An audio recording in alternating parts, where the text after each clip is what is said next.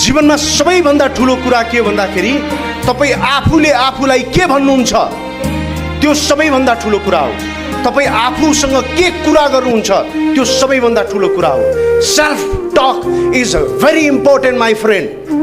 तपाईँ आफूसँग के कुरा गर्नुहुन्छ, समाजले, देशले, अरू मानिसले, छिमेकीले तपाईँको बारेमा के कुरा गर्छ त्यो गौण मायने हो।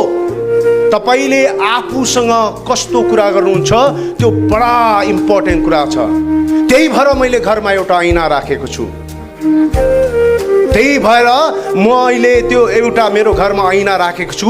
कहिलेकाहीँ बिहान उठेर त्यो ऐनामा हेर्छु अनि म आफू बडा सुन्दर देखिन्छु।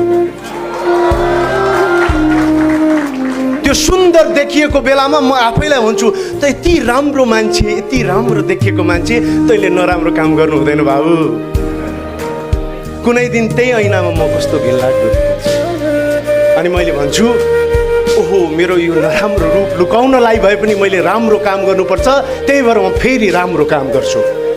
त्यसकारण म तपाईँहरूलाई आज भन्न चाहन्छु तपाईँ आफ्नो बारेमा के बोल्नुहुन्छ त्यो बडा मायने राख्छ।